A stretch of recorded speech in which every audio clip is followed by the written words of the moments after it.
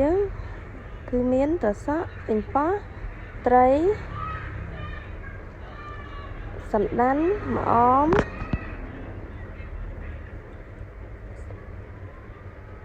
ទឹកត្រីប៊ីចេងប្រហុកតើបងប្អូនសម្រាប់ប៉េងប៉ោះនេះយើងហាន់ជាជ្រុងចឹងបងប្អូនណាសម្រាប់ត្រសក់នេះគឺយើងមួយផ្លែអញ្ចឹងយើងពុះវាកាត់វាជា2ហើយក្នុងមួយកង់ជាហ្នឹងយើងកាត់វាជា4តើបងប្អូនហើយសម្រាប់ត្រីយើងកាត់ជាកង់តូចល្មមយើងយកទៅលាងជាមួយនឹងក្រូចឆ្មារឬក៏អំបិលឲ្យស្អាតទៅសម្រាប់សណ្ដាននេះយើងត្រូវយកទៅស្ងោរសិនបងប្អូនណាទឹកយើងយកមកជ្រុំតាមក្រោយយើងកាន់តែមានរសជាតិឈ្ងុយឆ្ងាញ់តើបងប្អូនយើងចាប់ផ្ដើមធ្វើទាំងអស់គ្នា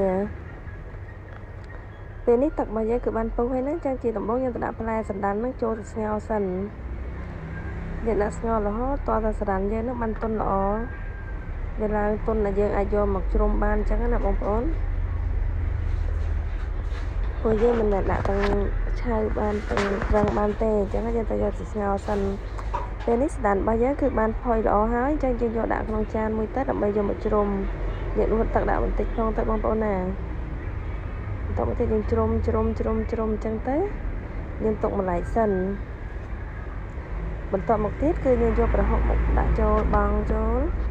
ជ្រុំបន្តទៀត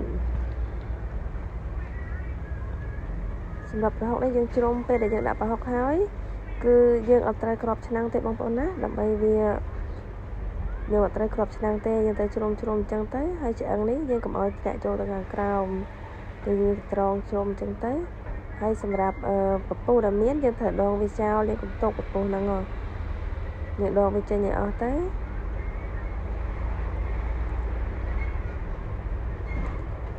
ពពុះនេះដងចេញទៅអស់បងប្អូនយើងកុំទុក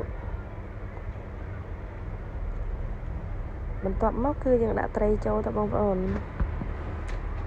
យើងដាក់ត្រីចូលហើយពេលដែលយើងដាក់ត្រីចូលបងប្អូនអាចសកត់វាតិចល្មមបានទេបងប្អូនណាកុំឲ្យយើងអាចកូរវាបានទេគឺវាធ្វើឲ្យត្រីរបស់យើងទឹកសឡរបស់យើងនោះគឺវាឆ្អាប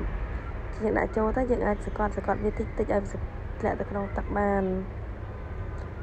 យើងរងចាំរហូតដល់ទឹកសឡរបស់យើងពុះសិនទៅហើយបើមានពពុះដែនអញ្ចឹងបងប្អូនអាចដកវាចេញបានបងប្អូនណាយើងកុំទុកអីពពុះហ្នឹងវាចេញពីត្រីចេញពីប្រហុកអីអញ្ចឹងណាយើងត្រូវដកវាចោលល្អទៅយើងដកវាបានកាន់តែច្រើនទឹកសម្លរបស់យើងកាន់តែថ្លាល្អយើងចាំរហូតដល់ទឹកសម្លយើងពុះសិន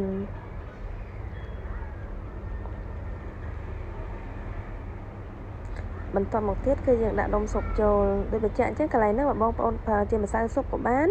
ឬក៏មិនបាច់ដាក់ក៏បានដែរតាមចំណង់ចំណូលចិត្តបន្ទាប់មកគឺយើងដាក់ប៊ីចេងហើយមកយើងដាក់ត្រសក់ជាមួយនឹងប៉េងប៉ោះចូលទៅបងប្អូនណាយើងរងចាំទុកតតែទឹកសម្លរបស់យើងពុះសិន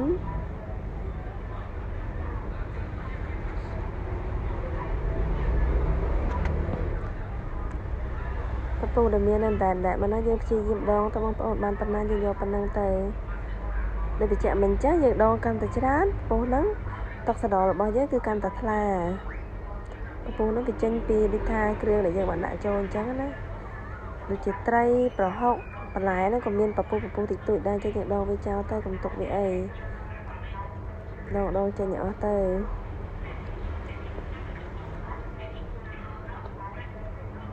ហើយដូចបញ្ជាក់ចឹងបងប្អូនពេលដែលដាក់ត្រីរួចរាល់ហើយយើងកុំក្របវាសោះពេលដាក់ប្រហុកហើយសុំតបងប្អូនយើងដាក់ប្រហុកហើយយើងកុំក្របបើដាក់ត្រីយើងកុំកូរខ្លាំងធ្វើឲ្យវាឆ្អាបទឹកស្លរបស់យើងពេលដាក់យើងប្រហុកឲ្យយើងដាក់ហើយយើងក្របគឺធ្វើឲ្យទឹកស្លរបស់យើងគឺវាល្អអញ្ចឹងណាបន្តមកទៀតគឺយើងដាក់ម្ជូរសណ្ដាន់ចូលសណ្ដាន់នេះយើងដាក់ល្មមសិនបានណាបងប្អូនហើយយើងភ្លក់សិនខ្លាចដូចថាជួយជ្រុលអញ្ចឹងណាបើសិនជាស្ទើយើងអាចថែមបន្តិចទៀតបានហើយយើងកូរល្មមបានដែរបងប្អូនការពារកុំឲ្យដូចថាសាច់ត្រីនៅវាបែកវល់អញ្ចឹងណាហើយនេះខ្ញុំភ្លក់ហើយគឺវារៀងស្ទើជូរបន្តិចអញ្ចឹងនេះខ្ញុំក៏ថែមម្ជូរបន្តិចទៀត ហ ហើយបងប្អូនពពោះនឹងគឺតែមកទៀតហើយអញ្ចឹងយើងដងវាចោលទៀតទៅហើយទៅសក់វិញប៉ុននេះយើងកុំទុកតតែរលួយពេកក៏អត់ឆ្ងាញ់ដែរពេលនេះស្លរបស់យើងគឺបានឆ្អិនហើយអញ្ចឹងជាចុងក្រោយយើងដាក់ម្អមចូលទៅបងប្អូនណាហើយយើងដាក់ម្ទេសមួយគ្រាប់ផង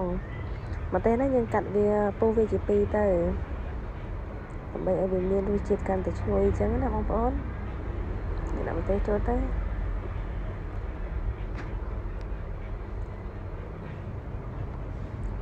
សម្រាប់សក់នេះបងប្អូនដូចជាអញ្ចឹងយើងដាក់មកល្មមទៅកុំឲ្យរលួយពេកក៏អត់សូវឆ្ងាញ់ដែរអញ្ចឹងពេលនេះស្លម្ជូរត្រសក់ត្រីពោជាមួយនឹងពេញប៉ោះរបស់ពួកយើងគឺបានឆ្អិនរួចរាល់ហើយបងប្អូនណាយើងអាចញ៉ាំជាមួយនឹងដូចជាត្រីចៀនអីក៏ឆ្ងាញ់ដែរបងប្អូននេះយើងធ្វើទឹកត្រីម្ទេសមួយចានអញ្ចឹងថែមមកសម្រាប់ចុចសាច់ត្រីអញ្ចឹងទៅណាដើម្បីវាមានរសជាតិកាន់តែឈ្ងុយឆ្ងាញ់បើសិនជាបងប្អូនចូលចិត្តសូមជួយចុច like និង subscribe channel របស់នាងខ្ញុំមួយផងដើម្បីទទួលបានវីដេអូថ្មីបន្ថែមអាចសាកល្បងធ្វើញ៉ាំបានទាំងអស់គ្នាបងប្អូន